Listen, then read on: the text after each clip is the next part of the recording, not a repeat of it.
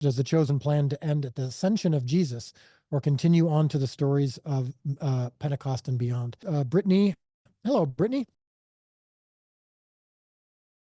It's not a secret that Angel Studios and the Chosen have had a disagreement in their interpretation of the contract that we had from a couple years ago, and we've needed a third party. We've tried to do it privately.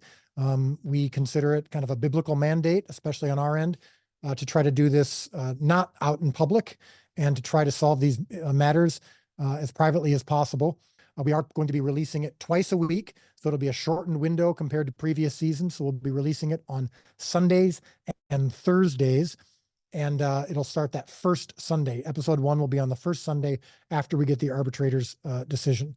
The decision that's being made is, again, about our long-term path and our long-term partnership with, or lack thereof, with Angel Studios. So we're not going to get into the details, certainly not now. Our hope is that when the arbitrator gives his decision, that we'll be able to make an announcement that is modest and graceful. We are not, contrary to some comments in social media pages, this isn't about greed. It's not about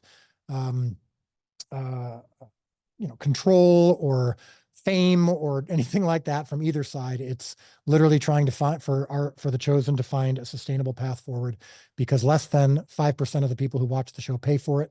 And the model that had originally originated with Angel Studios, the pay it forward model, just wasn't sustainable.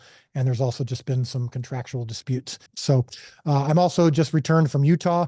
The first 26 days of filming were in Utah. We had 600 extras every day for 3 weeks. And we were able to film some of the most famous moments in Scripture. Season 5 covers Holy Week, and Holy Week includes the triumphal entry. It includes Jesus turning over the tables. It includes Jesus arguing with Pharisees in the temple. And of course, we're also exploring what Holy Week meant for the disciples and the followers and enemies of Jesus in real time. We have the benefit of looking back on Holy Week, and we see the moves. We see how it started with all this triumph, and by the end of it, everyone had turned. There's something really exciting and awful about showing that transition. And as we, I think, pride ourselves on, we like to take our time. We don't just go from Bible verse to Bible verse, incident to incident. We show the in-between. We show Jesus and the disciples, or at least we show the disciples working this out in their heads and not being able to comprehend what we're able to comprehend today. And it's been a really impactful first several weeks of filming. Multiple times, we had hundreds of extras, and after the scene was completed, coming up to me with tears in their eyes, having a first row seat to some exciting moments and some painful moments.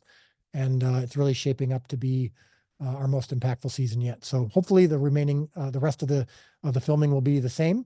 We've got 2/3 of our filming left, and that's going to be here in Texas. So I'm talking to you right now from Texas. So that's kind of the State of the Union. I'm going to go through these questions here. This is from Christian Headlines. How, if at all, do you think The Chosen has influenced the perception of Christianity in American society? Is that one of your goals? Interestingly enough, I don't necessarily have a goal when I am making the show other than honoring God and being faithful to the spirit and intention of Jesus and the Gospels. Now, that said, we have seen over the last couple of years, the awareness of the story of Jesus has increased significantly. We have seen a changes through surveys and through anecdotal evidence of people whose perception and understanding of the Jesus story has changed. And we would consider that to be in better ways. And the two ways that we've seen that has been among Christians and among even those who maybe are on the fence, seeing Jesus taken down from statues and stained glass windows and seeing that him as a human being and yes, God, but seeing the portrayal of Jesus as someone who laughs with his friends and who loved even the least of these, a Jesus who we believe is faithful to the Scriptures, who is not only divine and capable of miracles and capable of and responsible for salvation, but also someone who dresses his own wounds and laughs with his friends and does a miracle as a favor to his mom. That's something that we have seen people over and over and over saying, the Bible is coming to life for me in a way that it hasn't before. And we consider that good news. It would be bad news if we were hearing people say, I no longer have to read the Bible because I have the show. We have not heard anyone say that, which has been great. Now, specifically to the question of the perception of Christianity, I do believe that Christianity has been weaponized by both sides of the political divide. Sometimes you see people on the conservative side use Christianity to justify justice and law and order, and perhaps a judgmental side. We've seen people on the other side use Christianity or use the Bible, use the Jesus story to justify, government social programs that perhaps Jesus didn't necessarily intend to be through the means of government. We don't know. Point is, we have seen things shift, and particularly in the area of the Jewishness of Jesus, we're also seeing Jewish-Christian relations improve. We're seeing that happen in the country of Israel, where the show is growing rapidly because of our emphasis on the Jewishness of Jesus, even if they don't believe that he was the Messiah. So I know that's a long answer to the question, but it's not something that we consider to be a goal, but it's something that we consider to be something that has been a wonderful value add to the show. Deseret News asks, what's your favorite behind-the-scenes moment from filming season 5 so far? I would say the filming of the triumphal entry was one of the most impactful and emotional moments of my entire career. Several of the disciples, the actors who played the disciples, the first time that they walked into Jerusalem with 600 people who truly believe in this and truly love Jesus and truly want to worship, getting a chance to worship a portrayal.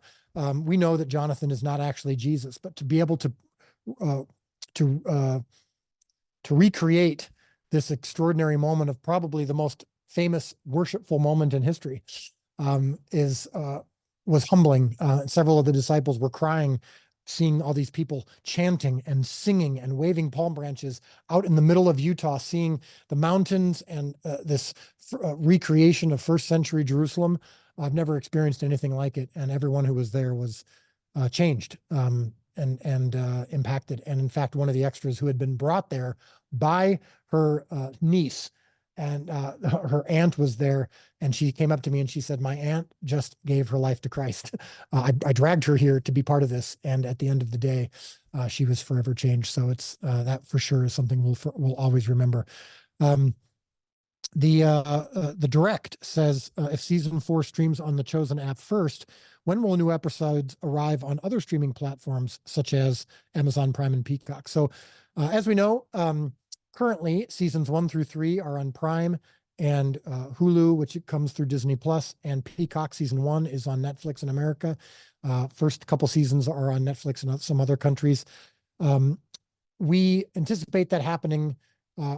We don't know if it's going to be a 60-day window or a 90-day window after season 4 launches on the Chosen app. So it's going to be on the Chosen app first, but we are also in discussions about potentially an exclusive relationship with a streamer that where it could potentially be available, future seasons available solely in not only in the Chosen app, but in that other streaming platform after that first window, or potentially in their own first window. So we don't know yet. Those discussions are happening now, but we know that season 4 will be coming soon, probably within 60 to 90 days after it releases in the Chosen app.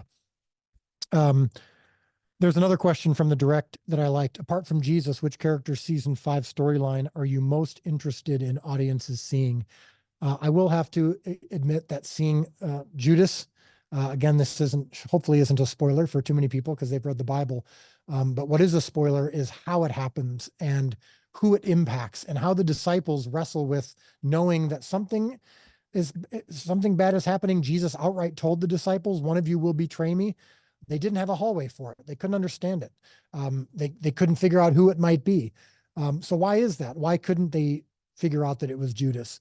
I love exploring that. How did this impact Judas? How did it impact, Judas, we know, probably had a family. We also know that the socio-political dynamics were at play. So who is it that Judas first approached specifically? The Romans, the religious leaders. How did this all happen, and how did it happen underground? How did it happen without the disciples knowing? The portrayal of that in season 5 is really exciting and heartbreaking. And we've already filmed a couple of scenes that were really heartbreaking and tough to film and are going to be tough to watch. And they impacted Luke Dimian, who's playing Judas, significantly. And how we portray Jesus, scenes between Jesus and Judas, when Jesus knows what's coming, that's been really fascinating to portray. Let's see here. The question we saw that you worked from Movie Guide. Hi, Movie Guide. I saw that you worked with a lot of extras while filming season 3, many of whom I assume are fans of the show. What was it like working with chosen fans around the world? I already talked about the impact of shooting the triumphal entry, but honestly, the fuel that keeps us going is the reaction that people are having to it. This is a really hard show. It's an exhausting show. The weight of it is immense. As the show expands around the world, I'm doing my best to not focus on the fact that now over 100 million people are watching it, and that it's being translated into dozens and dozens of languages, and that we're hearing from people in other countries telling us that the show is changing their lives. And that doesn't change how we do the show, but it is significant, and it is hard, and it is a weight, and it's a tremendous weight on my family. And we've experienced a lot of just sacrifice from the time that it takes, the energy that it requires. It's a more than full-time job. But when we're on set and people are dressed in first century gear, and they're coming up to me and they're grabbing my hand and telling me through tears, my life has changed. My relationship with my father has changed. I came to Christ because of this show, or I'm reading the Bible more than ever because of this show. Or Dallas, you are changing lives. Thank you. I just want to say thank you. And they're willing to sit and stand in the heat for 12 hours a day, just because they want to be part of it. That fuels us for sure. And so that has been an extraordinary part of the process of this show, is that there is this feedback loop constantly that keeps us going. And it's really been beautiful. Church Leaders and Outreach asks, can you share how you've seen the impact The Chosen has had on the non-Christians that work on the filming of the show? Of course, I don't give names, but I can't tell you how many people on the crew and cast, because the majority of our crew and cast are not believers, or at least weren't when the show started, or at least aren't maybe traditional evangelicals.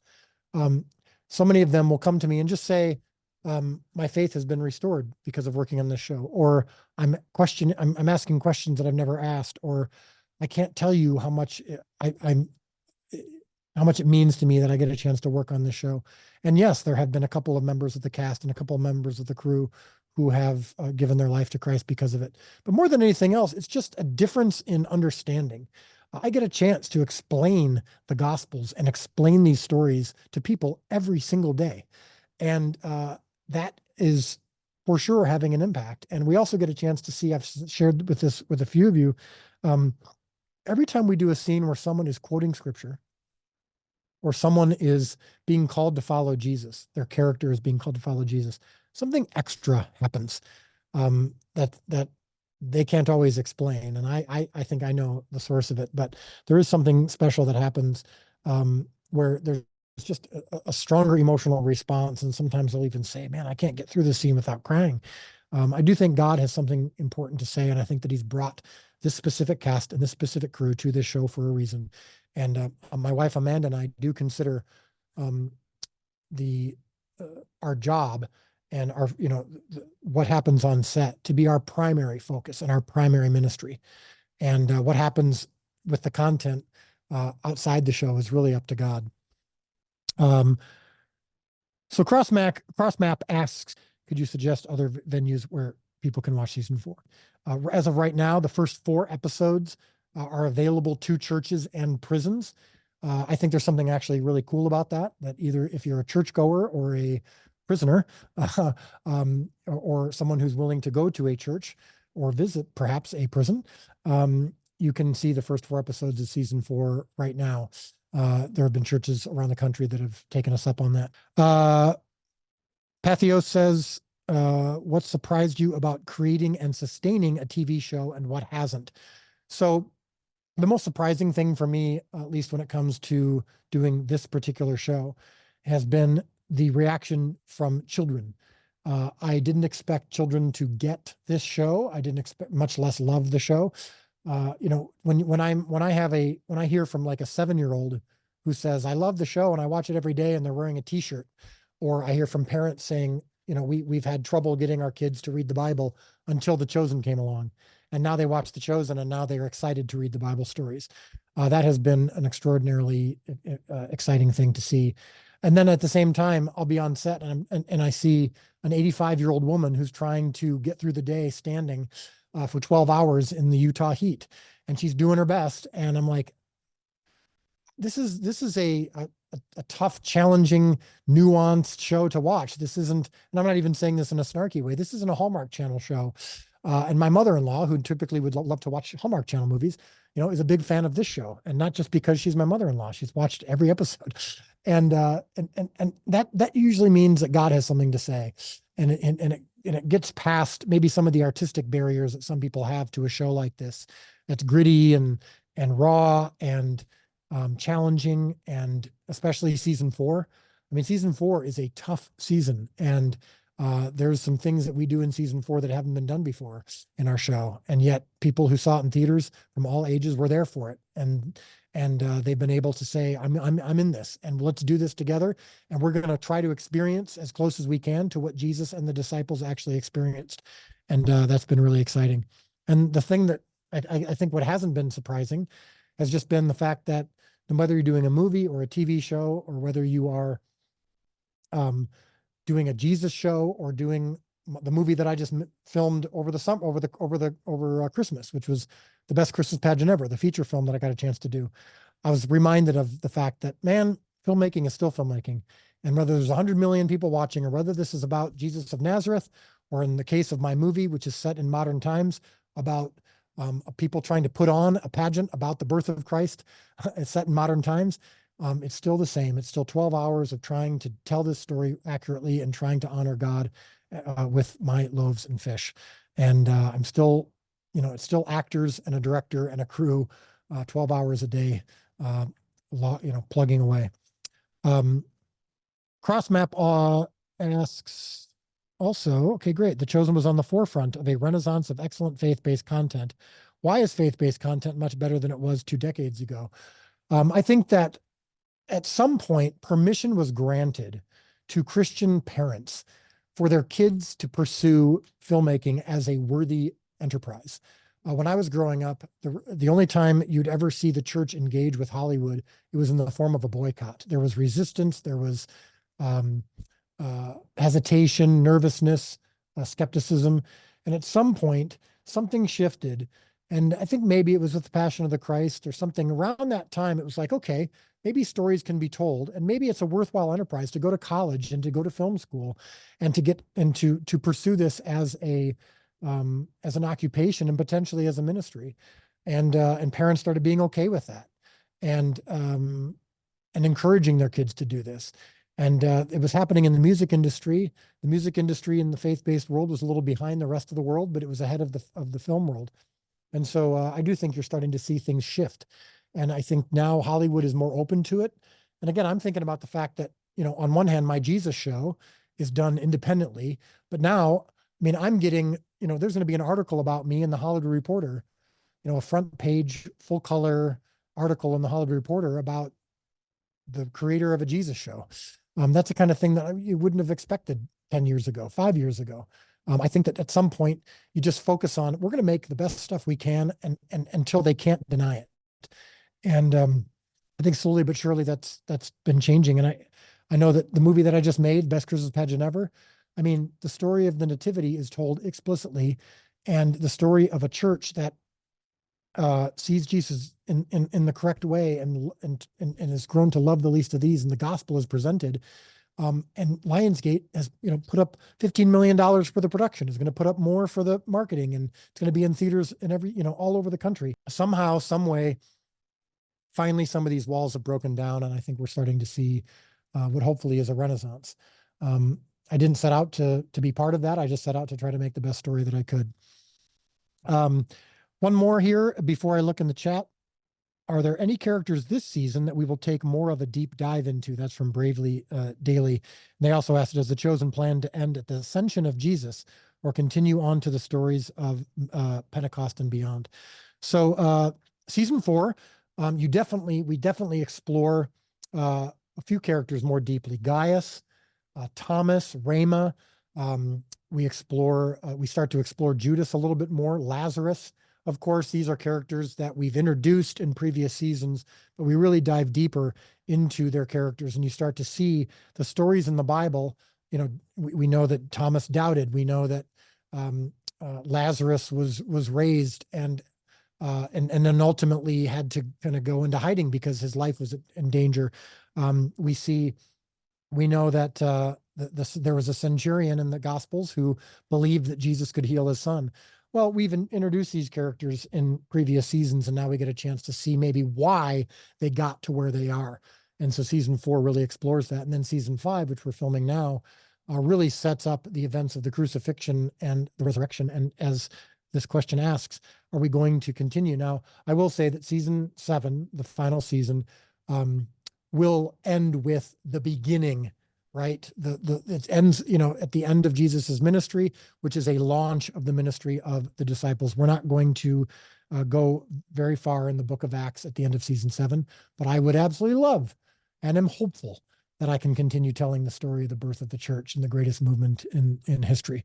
So, but right now, I'm just focused on season 5. And I think hopefully, if you're a fan of the show, you want me to be focused on season 5. So I'm looking in the chat here. I'm going to try to get through as many of these as I can.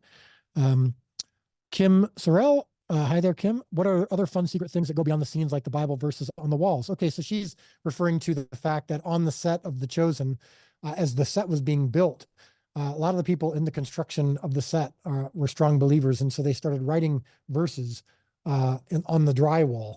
And so in the fabric of the set, all over the set here in Texas, God's word is written. And so I think you're asking, are there any other things like that? I don't think there's a ton more than that. I will just tell you that just from a personal standpoint, we every day is prayed over by a multitude of people who care about not only the impact of this show, but the people who are making it. I can also tell you that during the filming of the 3 weeks that there were 600 Chosen fans there. Some of them were there all 3 weeks, and they took turns literally reading the Bible. And so I don't know exactly how much of the entire Bible they covered, but the Bible was being read literally every moment for 3 weeks on the set. I can also tell you, like I said, on a personal level, every morning, I try to get away by myself, and I just want readers or viewers to know that the person who's responsible for the creation of this show, artistically, that I still am every single day trying to remind myself that God is in control of this, that I'm surrendered to this process, that it doesn't matter how many people are watching, that I'm not doing this to gain praise or avoid criticism. And so, whether or not there's stories written that are praising the show or criticizing the show, it really doesn't matter. My focus remains to this day on honoring God and being humbled and surrendered. And that's true of the actors as well. Kate O'Hare. Hey, Kate, always good to hear from you.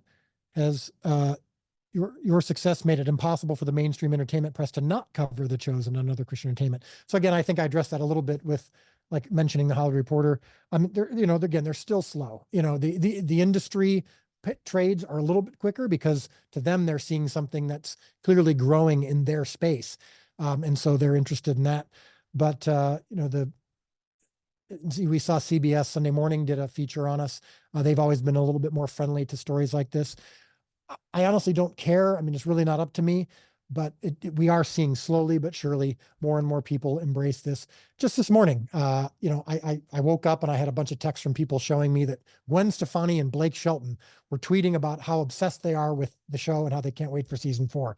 Even things like that. They're not journalists, but when the Kardashians and Gwen Stefani and Blake Shelton are tweeting about how much they love the show, at some point it becomes undeniable. And at some point, whether you're a mainstream or a faith-based journalist, You can't deny what's growing, but that's not really my responsibility. And no matter what happens, I'm always going to love talking to you first because you were there before we were cool. And I know this is a very personal and passionate thing for you and your readers and viewers. And I always have a deep appreciation and respect for that. Let's see. With this, let me see here. Paul, hey Paul, good to see you. With the success of the show inspiring others, what has been the overall feeling you have been getting from choosing to make something special that could make a difference? I think I've talked a little bit about that. I mean, that is the fuel. The impact of the show on the viewers is ultimately the fuel that keeps us going. And those stories that we hear of people's lives being changed never get old, and I pray that they never do. Carly asks, hey Carly, both seasons 3 and 4 had pretty big spoiler and surprise moments. Will there be one in season 5? Yes. And Holly, hey Holly and I go way back. Hi Dallas, are you planning on expanding your Midlothian set to continue the storyline into season 7 and maybe after? Yes. So we've already done some building in our set here in Midlothian that expands just out of Capernaum, which is because our set is mostly covers Capernaum, but we now because the Utah set doesn't have everything that we need, and so we built a few new things here on the set in Midlothian. And I'm telling you, I cannot wait. I hope you guys get to visit. I don't know when you're visiting, but we'll show you a couple of the sets that we're doing on the stage that are, oh man, they're unbelievable. I've already been blown away. And so we've got some stage sets that we're building that are going to help us not only in this season, but in season 6 and 7. And then, yes, hopefully we will get to do more things beyond just this show, and that we will use this set for more than just the period of the Gospels. I can promise you that here's what I can promise, that we intend to, but as of this moment, we don't know. We really try to focus on one day at a time. I know it sounds like a cliche, but it is true. We're trying not to get ahead of ourselves or get ahead of God. God directs our steps. And if in 5 years I'm doing another press conference like this with you folks, who I appreciate so deeply, and I hope, I really do hope that we're talking about another Bible show. And we'll get there someday. So thank you so much for your time. And I appreciate each and every one of you.